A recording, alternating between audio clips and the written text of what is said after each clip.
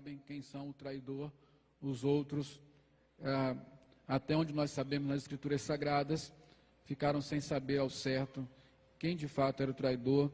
Lá em Atos nós vemos Pedro falando, depois já da ressurreição de Cristo, da sua ascensão, que o traidor era o próprio Judas. Mas, versículo 24, Jesus Cristo afirma, faz duas afirmações que nós vamos meditar nesta noite. O Filho do Homem vai, como está escrito a seu respeito, mas, essa é a segunda afirmação, ai daquele por intermédio de quem o Filho do Homem está sendo traído. Melhor lhe fora não haver nascido. Este é um daqueles textos bíblicos que revelam para nós que há um plano soberano de Deus, previamente estabelecido, no qual todos os detalhes da existência humana estão determinados por decreto divino, e especificamente aqui nos mostra que a morte de Jesus e todos os detalhes desta morte estavam previamente planejados e foram decretados segundo o Deus soberano. Então nos mostra a soberania de Deus. Mas do outro lado, ele também nos mostra que os homens têm responsabilidades pelos seus atos. Ainda que Deus tenha um plano que contempla todas as coisas, que nada acontece sem que Deus o queira e tenha determinado, ainda assim os homens são responsáveis pelos seus atos e eles podem ser punidos por causa disso ou serem abençoados de acordo com os atos que praticam. Então, não é muito fácil falar destas coisas, porque a nossa mente limitada, humana, caída, ela não consegue conciliar a soberania de Deus e a responsabilidade humana. Ou jogamos a culpa para Deus, ou jogamos a culpa para o homem, ou negamos uma coisa, ou negamos outra. Mas a verdade é que a Bíblia não nega nenhuma coisa e nem outra. A Bíblia diz que há um plano soberano de Deus, que contempla todas as coisas, e também há o homem que age livremente, e por isso ele é responsável pelos seus atos. Então, vamos caminhar nesse texto, vamos meditar nesse texto, a fim de nós vermos como, neste caso específico da morte de Jesus Cristo, da sua traição, estas duas verdades se encontram, a soberania de Deus e a responsabilidade humana. Então, a primeira coisa, a primeira afirmação das duas que nós temos aí, nos fala de um plano eterno do Pai quanto à morte do Filho. No verso 24, a parte A afirmação de Jesus é: o Filho do Homem vai como está escrito a seu respeito. Pois bem, Jesus não morreu acidentalmente. A sua morte também não estava nos planos, não era imprevista. Não aconteceu nenhum imprevisto no que se refere à morte de Jesus. Essa morte foi planejada desde a eternidade. É assim que lá em Apocalipse nós vemos revelado: eis, este é o Cordeiro de Deus morto desde a eternidade. Cristo, ele no plano de Deus, desde a eternidade, Jesus Cristo, ele foi sacrificado em favor dos eleitos. Isso é um plano de Deus soberano. Isso não poderia ser mudado, não poderia ser de outra forma. É justamente isso que a Bíblia nos afirma. Como Jesus Cristo falou, o Filho do Homem vai conforme está escrito. O que ele quer dizer com isso, está escrito? Ele está dizendo que os profetas, todos eles falaram a esse respeito. Anunciaram a morte de Jesus, os sofrimentos do Filho de Deus. Você pega Isaías 53, ele não fala de outra coisa senão do servo sofredor, que é Cristo Jesus. Há salmos que falam desse sofrimento de Jesus. Semana passada, para mostrar quão íntimo Judas era de Jesus, nós lemos aqui o versículo 9 do Salmo 41. E Jesus fala assim: até o meu companheiro, meu amigo, fiel, levantou contra mim o calcanhar. É um salmo messiânico que fala justamente dessa necessidade de Cristo morrer. A morte de Jesus faz parte do plano eterno de Deus quanto à minha e à sua redenção, melhor dizendo, quanto à redenção dos eleitos. Tudo aconteceu da forma como deveria acontecer. Mateus fala de está escrito. Lucas, abra por favor esse texto, Lucas 22, verso 22.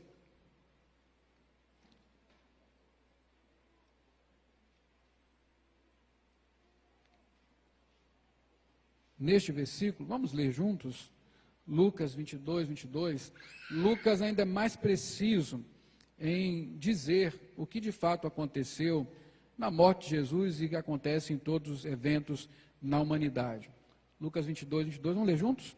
Porque o Filho do Homem, na verdade, vai segundo o que está determinado.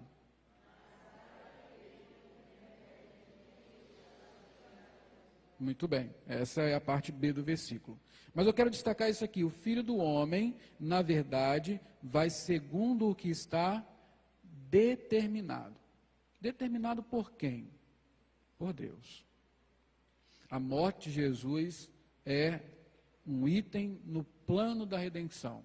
O principal item. Jesus, a sua morte foi planejada por Deus a fim de salvar o seu povo, os seus eleitos, a sua igreja. E isso é maravilhoso para nós sabermos, para entendermos como Deus é fiel à sua palavra.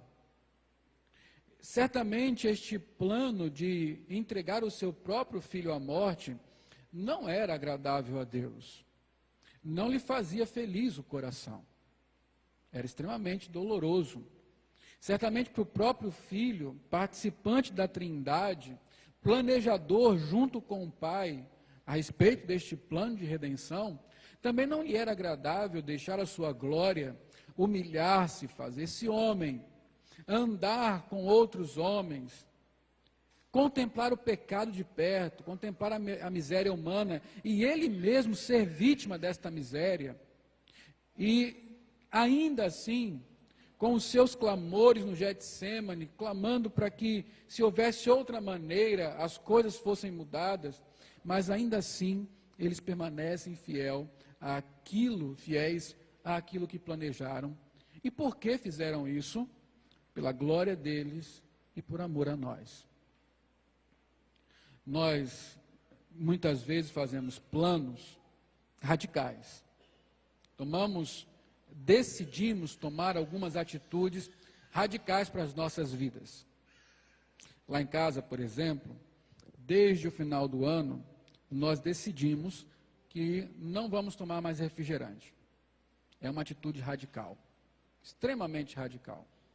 Nós tomamos a decisão lá em casa. De vez em quando, a gente se pega conversando na cozinha. Mas é final de semana. Vamos fazer o seguinte, só final de semana então? Não, só final de semana não dá. Tudo bem. Aí aperta à vontade, a gente passa perto da padaria, está lá aquela geladeira vermelhinha da Coca-Cola. Um calor daquele que você sabe. Aí vem assim, já tem bastante tempo que a gente não toma refrigerante, né? Uma concessãozinha hoje não... Então você percebe que os nossos planos radicais, eles geralmente batem nas nossas concessões, porque nós não aguentamos muito com coisas radicais. Agora Deus, Jesus Cristo, tomaram uma atitude radical. Só há uma maneira de salvar a humanidade, é morrendo, entregando o meu próprio filho. E ele planejou isso desde a eternidade e foi até a eternidade, e foi até o fim com este plano. É extraordinário saber o quanto Deus nos ama, quanto Ele paga por nós, quanto Ele pagou por nós, quanto Ele é fiel à sua palavra. É por isso que o nosso futuro está garantido. Porque se Deus não poupou, se Deus não pulou essa etapa do plano, que seria mais difícil, Ele não pulará nenhuma etapa. Nós chegaremos ao final. E nesse texto aqui, que fala de traição, é importante nós notarmos que há um fiel aí, há um leal nessa história. E o o único leal, o único fiel é Deus. Ele é o Deus fiel. Ele é o Deus leal, que cumpriu o que estava escrito, que cumpriu a sua palavra, que não voltou atrás em seu plano, a fim de salvar os eleitos, completar a redenção que eles necessitavam. Quando nós falamos de plano de Deus, então, nós temos que entender duas coisas a respeito da morte de Jesus. Uma vez que ela foi decretada por Deus, está dentro do seu plano eterno, há duas coisas importantes aqui. Primeira, era inevitável que Jesus morresse exatamente como ele morreu. Jesus não poderia morrer de acidente, afogado, ou assassinado de outra forma. Ele iria morrer exatamente como ele morreu. Crucificado, açoitado antes disso, todos aqueles impropérios que ele sofreu, todo o seu sofrimento, tudo isso foi planejado por Deus, desde a eternidade. Aconteceu com Jesus exatamente o que tinha sido planejado, e isso era inevitável. A outra coisa é que era necessário que Jesus morresse exatamente como ele morreu. Muitos perguntam assim, mas Jesus precisava morrer? Será que não havia outra maneira? Não havia outra maneira. Porque Deus não nega-se a si mesmo. Ele não volta atrás em sua palavra.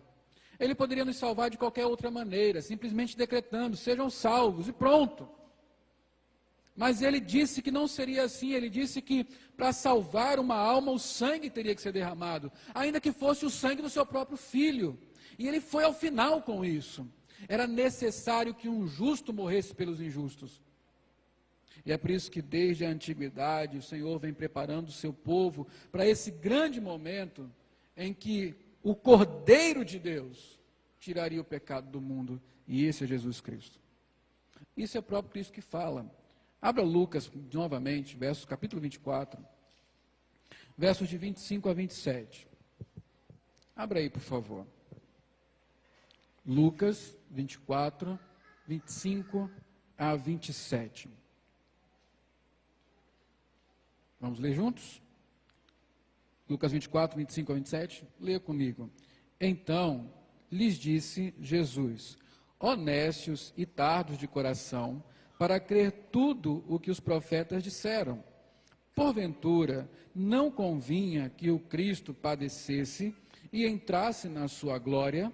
E começando por Moisés, discorrendo por todos os profetas, expunha-lhes o que a seu respeito constava em todas as Escrituras. Note aí, convinha que o Cristo padecesse. A palavra convinha aí, na verdade, ela seria melhor traduzida por era necessário que ele padecesse.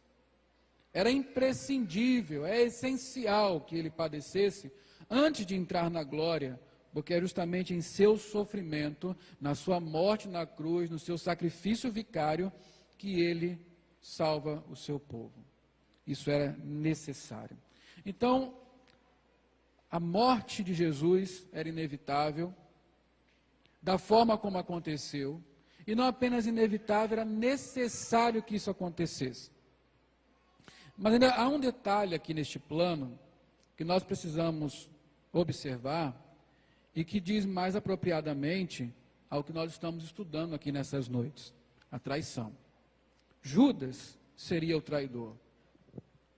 Desde a eternidade, o plano de Deus já havia escolhido o traidor. Judas era o traidor. Ele seria o traidor. O plano de Deus contempla todas as coisas, inclusive isso. Nós lemos Salmo 41, verso 9, não vamos ler novamente, mas lá está escrito, profeticamente, que seria um amigo próximo de Jesus, que iria traí-lo. E aí, você abre João, por exemplo, e lá está escrito assim, João 13, 18. Não falo a respeito de todos vós, pois eu conheço aqueles que escolhi. É antes, para que se cumpra a Escritura, aquele que come do meu pão levantou contra mim o calcanhar. Isso estava escrito. Judas seria o traidor. Atos 1, 16 e 17, agora Pedro falando, diz assim: irmãos, convinha que se cumprisse a Escritura, que o Espírito Santo proferiu anteriormente por boca de Davi acerca de Judas, que foi o guia daqueles que prenderam Jesus, porque ele era contado entre nós e teve parte neste ministério. Então, toda a profecia a respeito da morte de Jesus, a respeito, quando fala do traidor, aponta justamente para alguém que do grupo iria traí-lo. Desde sempre, desde a eternidade, está determinado quem seria o traidor: Judas. Não poderia ser outro. Não teria outra alternativa, não tem um si nessa história. Judas nasceu justamente para isso, para cumprir esse propósito, trair a Cristo. Quando Jesus se refere a Judas, ele com muita clareza diz que Judas é o filho da perdição. Abra aí João 17, 12. Vamos ler juntos esse texto. João no capítulo 17, verso 12. Só para você entender que Judas não surge ao acaso, não é um desavisado, alguém que surgiu sem nenhum propósito, não. Ele foi escolhido para estar entre os 12, ele foi separado justamente para cumprir aquilo que Deus tinha determinado, trair Jesus e assim dar início a todo o processo que levaria Cristo à crucificação. Vamos ler juntos aí, João 17, 12. Quando eu estava com eles, guardava-os no teu nome que me deste, e protegi-os, e nenhum deles se perdeu, exceto o filho da perdição, para que se cumprisse as Escrituras. Por que Judas se perdeu? Porque ele era o filho da perdição. Jesus Cristo disse que Deus deu a ele os eleitos, colocou nas suas mãos, e das mãos de Jesus ninguém pode tirar. Mas aqui Cristo fala, só um se perdeu. E por que se perdeu? Porque Jesus foi incompetente para salvá-lo? Porque houve um descuido e ele se perdeu? Não, justamente porque ele era o filho da perdição. Se cumpre em Judas aquilo que Provérbios fala, Deus faz todas as coisas para um determinado fim, e até o perverso para o dia da calamidade. Judas foi o instrumento escolhido por Deus desde a eternidade para trair a Cristo. Sabe, meus irmãos, nós não podemos, de maneira alguma, falar sobre o destino eterno de ninguém. Não há ninguém que nós possamos afirmar, este está na glória, este está no inferno. A respeito de ninguém podemos dizer isso com certeza. Certamente, pelo testemunho, nós podemos inferir, podemos até arriscar dizer alguma coisa. Mas com certeza nós não podemos dizer nada, porque nós não conhecemos os corações das pessoas. Nós não podemos dizer exatamente como aquela pessoa estava com Deus, se reconciliada ou não. Há uma única pessoa na história, a respeito de quem nós sabemos o destino. É Judas. Ele se perdeu. Com certeza ele está no inferno. Com certeza ele sofrerá a segunda morte. Porque a Bíblia assim o diz. Porque ele foi levantado justamente para isso. Então, nós vemos aqui que nesse plano de Deus, há um homem que foi levantado para dar início ao processo da morte de Jesus Cristo. Isso foi planejado por Deus. Por que Deus fez isso? Não sei. Não nos revela as Escrituras Sagradas. Por que Judas? Também não sei. Por que Deus escolheu Judas e não escolheu Pedro? Por que Ele não me fez nascer há 2000 anos atrás e me colocou lá como um traidor dele? Não sei por que Ele fez isso. Mas a Bíblia diz muito claramente que Deus fez isso. E aqui nós aprendemos duas coisas com essa primeira parte. De que Deus soberanamente planejou todas as coisas, inclusive a morte do seu filho, com os detalhes dela, inclusive elegendo um que seria o traidor, e ele escolheu para isso Judas. A primeira coisa que nós aprendemos, que nós devemos guardar em nosso coração, é que no que se refere a pecados e pecadores, eles não estão fora de controle. Judas foi um pecador, impenitente, que andou com Jesus e acabou traindo. Nós poderíamos pensar, bem, mas Jesus não sabia disso? Sim, ele sabia. E por que ele não fez alguma coisa para evitar? Porque é inevitável que Jesus Cristo fosse como estava escrito. Era necessário que isso acontecesse. É por isso que ele não fez nada para evitar. O pecado de Judas, e Judas como pecador, estava dentro do controle de Deus. O seu pecado foi limitado. Os efeitos do seu pecado foram todos eles dominados por Deus. E Deus constantemente faz isso. Deus, na sua soberana graça, no seu plano eterno, ele até usa pecadores. Ele faz com que pecados humanos possam ser instrumentos em suas mãos. Mas como é isso? Como é que pode ser?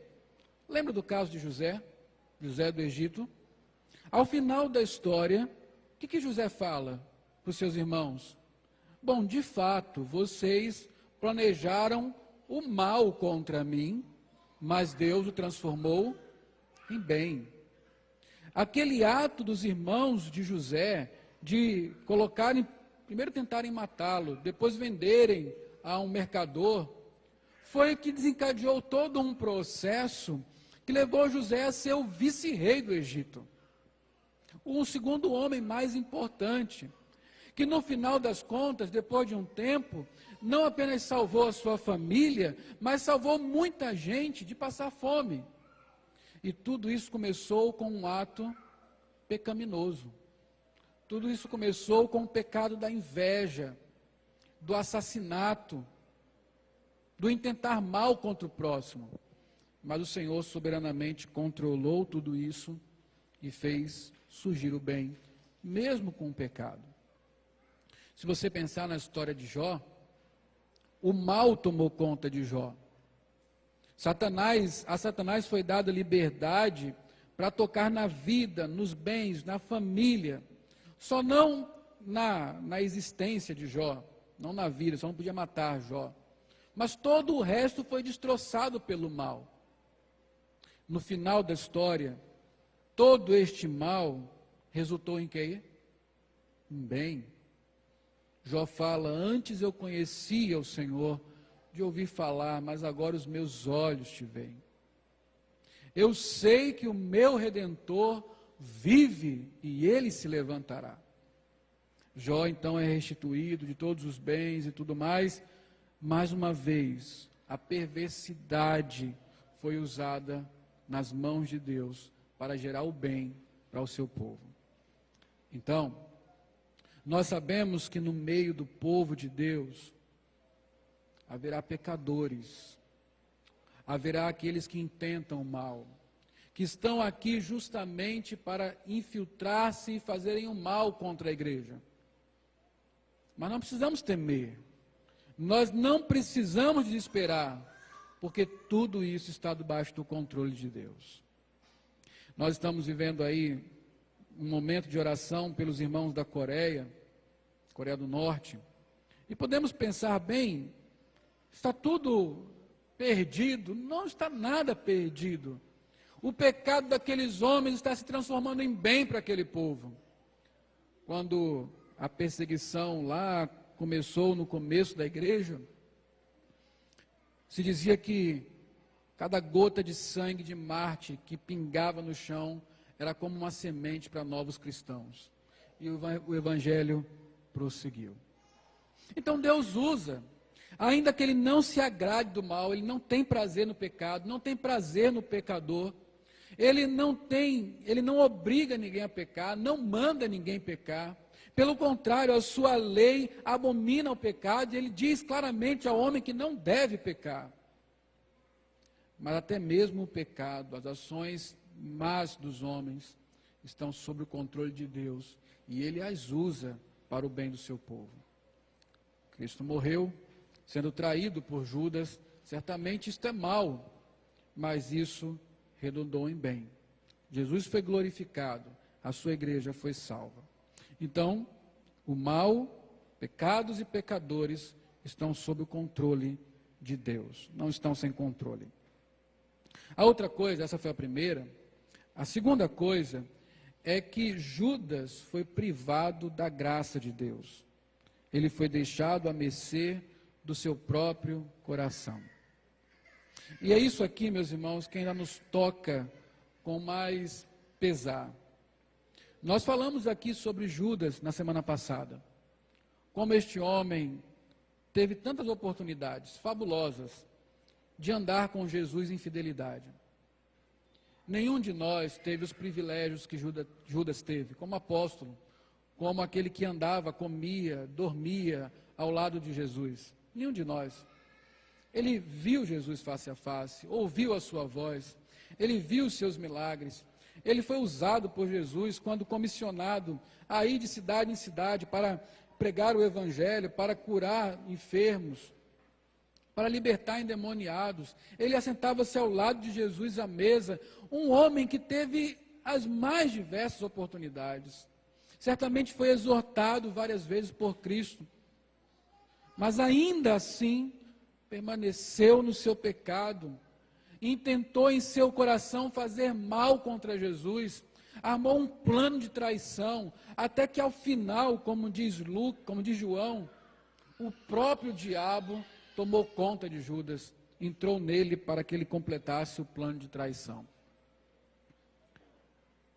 O que aconteceu com Judas? Por que ele não ouviu a voz de Jesus? Por que ele não se arrependeu antes de cometer o seu pecado? Por que afinal que o seu coração ficou tão embrutecido e endurecido, apesar de ter vivido este privilégio todo? Porque uma coisa está clara: Deus não o contemplou com a sua graça. Deus não o quis amolecer. Deus deixou ele entregue a si próprio. E é justamente isso que acontece quando Deus não concede graça. As pessoas seguem o caminho que estão naturalmente determinados a seguir. O fato de um homem, de uma mulher se arrepender, voltar atrás, viver uma nova vida, se dá exclusivamente pela graça de Deus. É quando Deus olha com compaixão para alguém, derrama sobre ele graça, amolece o seu coração, abre os seus ouvidos, e então, constrangido pelo amor de Cristo, transformado pelo Espírito Santo, essa pessoa começa a viver uma nova vida, abandona os seus pecados, se arrepende, é comovido pelo Evangelho. Mas quando Deus não concede graça a um pecador, o próprio Cristo pode estar diante dele, o Evangelho pode sair da boca do próprio Senhor, e ainda assim ele permanece rebelde contra Deus. É por isso que Judas, a despeito de todo o seu privilégio, não voltou atrás e seguiu adiante no seu plano. E como conta a palavra de Deus, o máximo que ele pôde sentir foi um remorso pelo que ele fez e não um arrependimento sincero.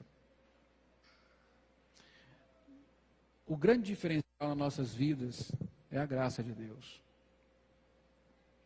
É por isso que Paulo fala assim: não há por que se orgulhar de coisa alguma. Se hoje eu preferi vir à igreja, se hoje eu preferi andar com Deus, se hoje isso não vem de mim. Salvação é graça. Poder ouvir a voz de Deus é graça. Poder arrepender-se é graça. Poder voltar atrás é graça. E é por isso que somos gratos ao Senhor. Judas teve todos os privilégios que alguém poderia ter para ser salvo. Só não teve um: o privilégio de ser alcançado pela graça de Deus. Seu coração se endureceu e ele seguiu o seu caminho.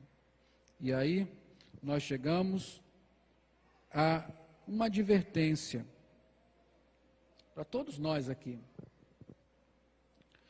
Quando, eu quero que você preste atenção muito bem nisso, porque todos nós aqui somos sujeitos a isso. Estamos aqui, E somos muito parecidos com Judas, no fato de que gozamos de privilégios, ouvimos Jesus falar conosco, estamos à mesa de Cristo mensalmente, andamos com Ele, falamos dEle, já vivemos algumas experiências particulares com Ele, experimentamos alguns milagres, mas vivemos em pecado ainda. O pecado é realmente uma realidade na minha vida e na sua vida. E digamos que eu e você que estamos aqui privilegiados, mas vivendo deliberadamente em pecado. Por mais que dominicalmente você seja exortado a abandonar o pecado, você insiste com ele. Você prefere continuar pecando. Por mais que dominicalmente Jesus fale ao seu coração, ou quando você tem seu momento devocional, Jesus fale por sua palavra, tentando demovê-lo do seu mal, você permanece nesse mal. Você não muda o seu caráter. Você não se deixa moldar pela palavra de Deus. Você se engana pensando que o fato de estar perto é suficiente. Não seria o caso, pense isso ao seu respeito, se essa é a sua realidade, não seria o caso de você, assim como Judas, estar endurecido e de a graça de Deus não lhe ter alcançado? Não pode estar acontecendo isso com você? Ou comigo? E como saber que não? Como saber que não? É quando a nossa atitude é diferente da de Judas. Há arrependimento, há abandono do pecado, há um viver novo. Quando estamos na igreja, ouvindo a palavra de Deus, e não mudamos, talvez estejamos endurecidos. Talvez a graça que cantamos não nos tenha alcançado. E é possível que o propósito de estarmos aqui seja para causarmos o escândalo e a traição. Isso é uma coisa que cada um de nós tem que vigiar a respeito de si próprio. Essa é uma advertência que nós tomamos aqui com essa primeira parte. Mas aí vem a segunda parte, a responsabilidade humana.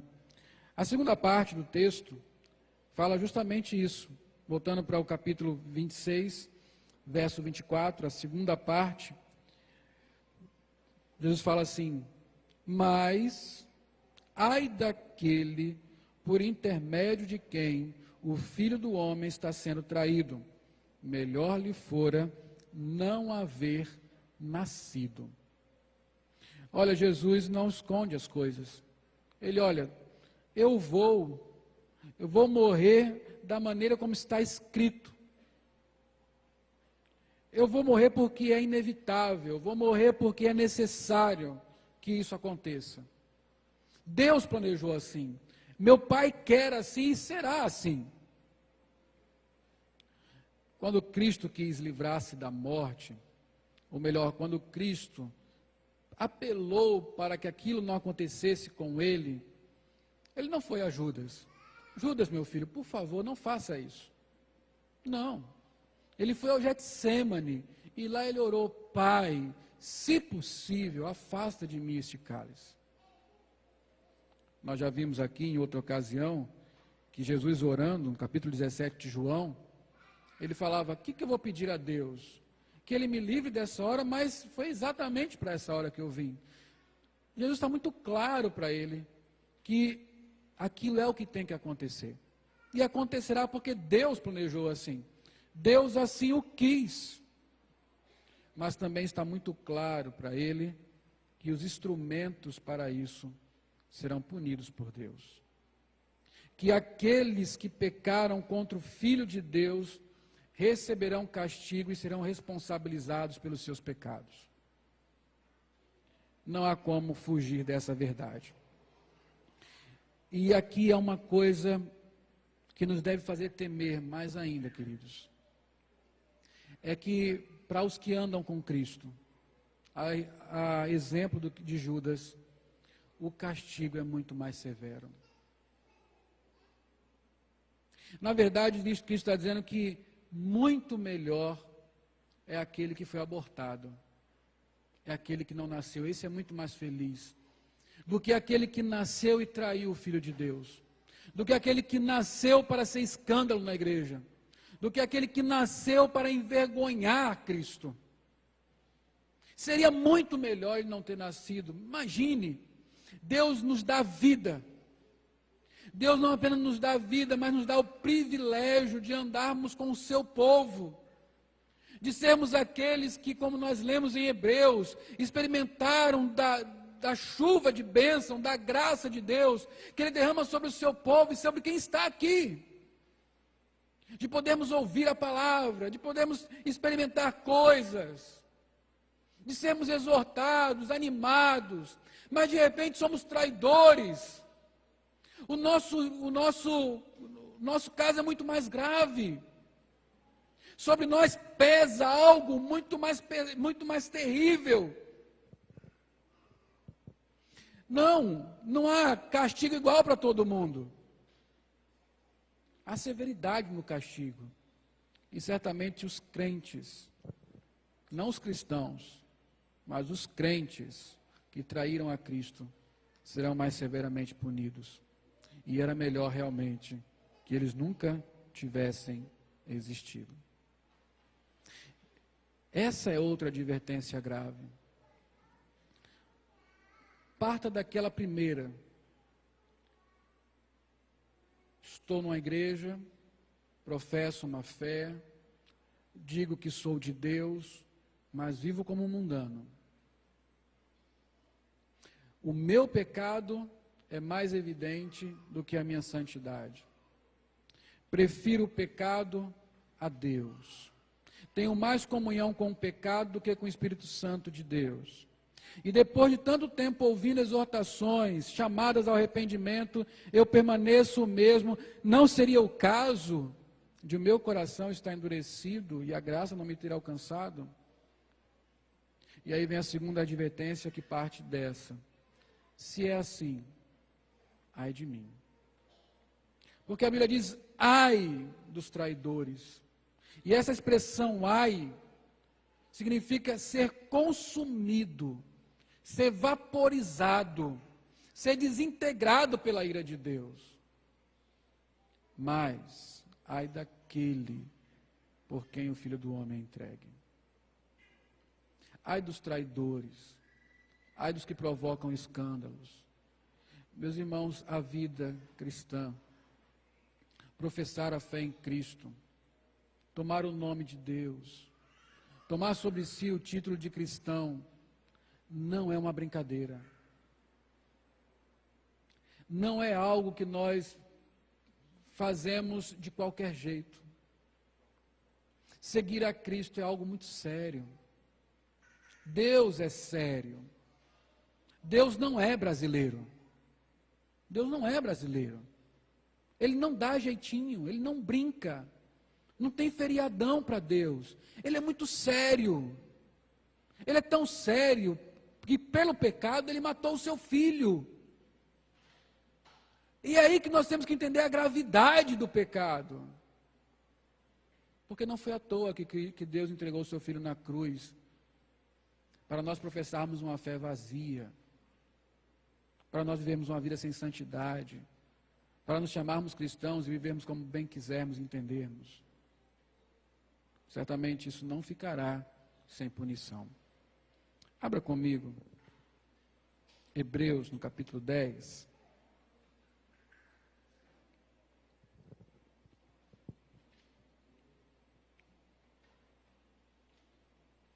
Versos de 26 a 31. Leia comigo esse texto, para você entender a seriedade do que nós estamos falando aqui. 26 a 31. Diz assim, vamos ler juntos? Hebreus 10, 26 a 31. Porque, se vivermos deliberadamente em pecado, depois de termos recebido o pleno conhecimento da verdade, já não resta sacrifício pelos pecados.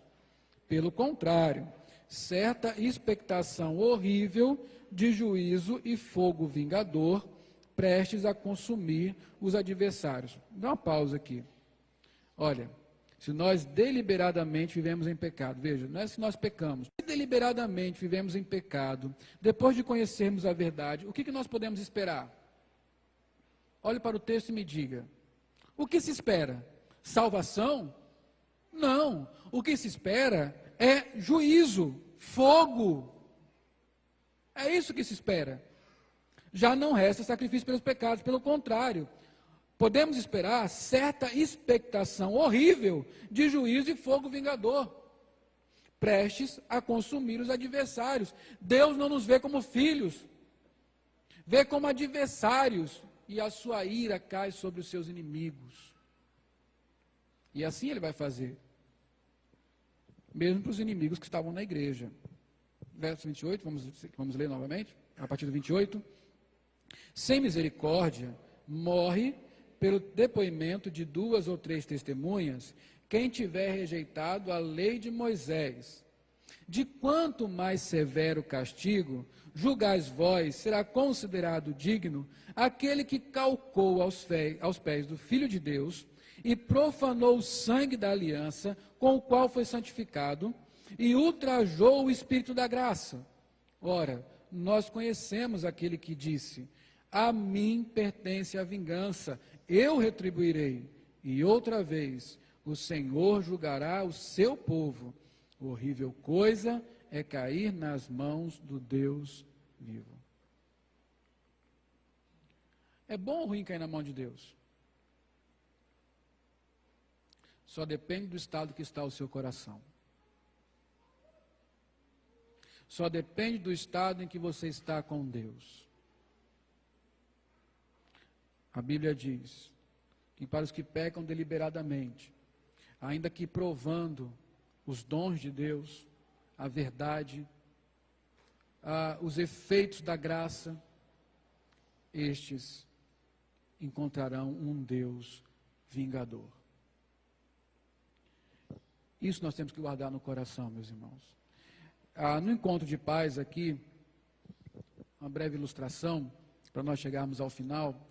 Nós estamos vendo como criar os nossos filhos, segundo a Bíblia.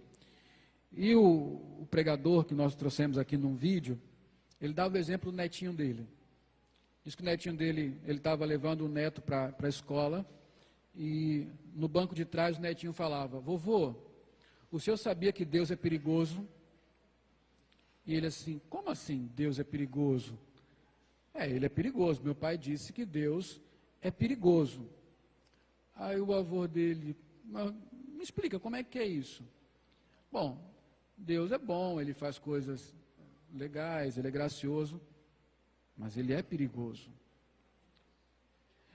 Meus irmãos, a Bíblia diz que dos pequeninos o Senhor suscita força, né? Do modo dele, ele falou tudo certo. Deus é extremamente perigoso para aquele que não anda em retidão. É extremamente perigoso.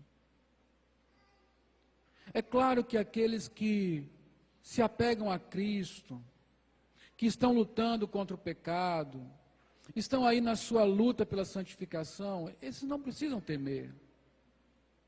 Mas aqueles que se veem como traidores, provocadores de escândalo no meio do povo de Deus, estes têm muito a temer.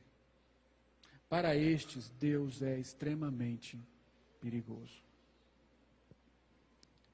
Vamos fazer algumas aplicações, assim nós encerramos nossa meditação nesta noite.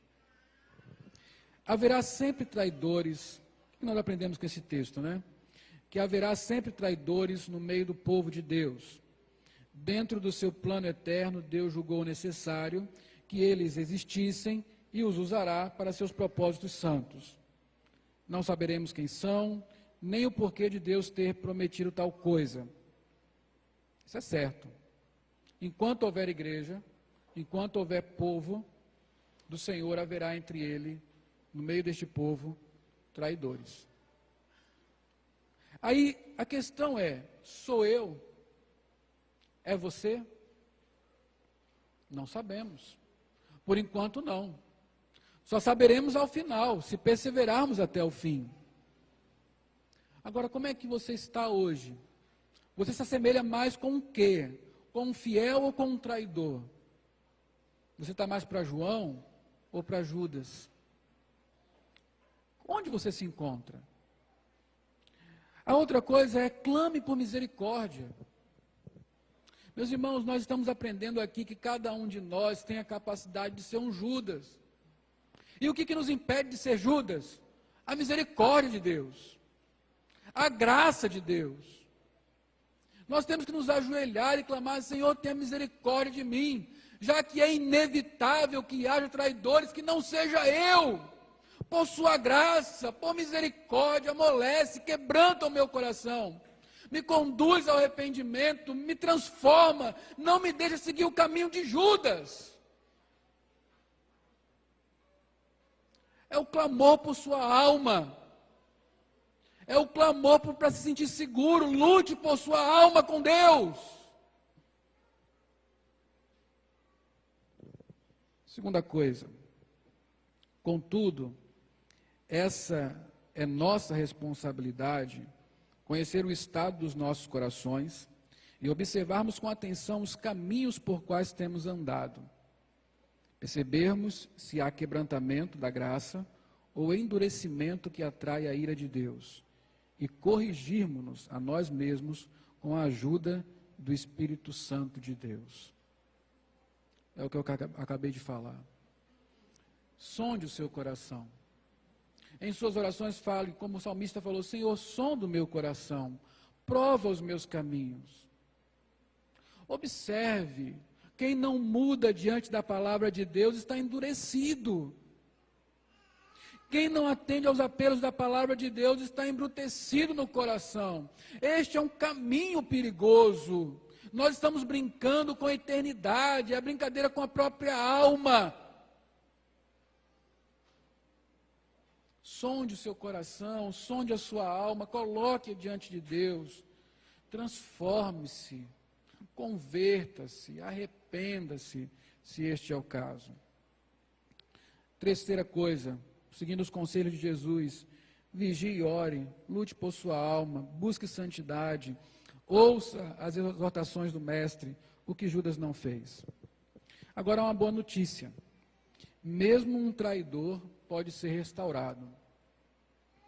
Mesmo um traidor pode ser restaurado. Nós sabemos, Judas não foi. O final de Judas foi o suicídio. E ele não foi para o inferno porque se suicidou. Ele foi para o inferno porque morreu sem Cristo. Para Judas acabou. Mas semana que vem, nós vamos falar de um outro traidor. Você já sabe quem é. Quem é o outro traidor? Pedro. Pedro é o outro traidor, o que negou a Cristo. E esse traidor foi restaurado. Então há esperança se você tem traído Cristo, se você o tem negado. Há esperança. Eu quero convidá-lo a que volte para ouvir sobre como é a restauração de um traidor. Se esse é o seu caso, essa é a mensagem que você tem que ouvir. A restauração de um traidor. Vamos orar ao Senhor. Curve sua cabeça. Fale com Deus. As últimas exortações servem justamente para você levar na sua oração. Clamar a Deus para que sonde, para que tenha misericórdia, para que transforme a sua vida, se você precisa disso. Para que Ele tenha misericórdia de cada um de nós, a fim de nós não sermos traidores, mas sermos fiéis. Ore ao Senhor.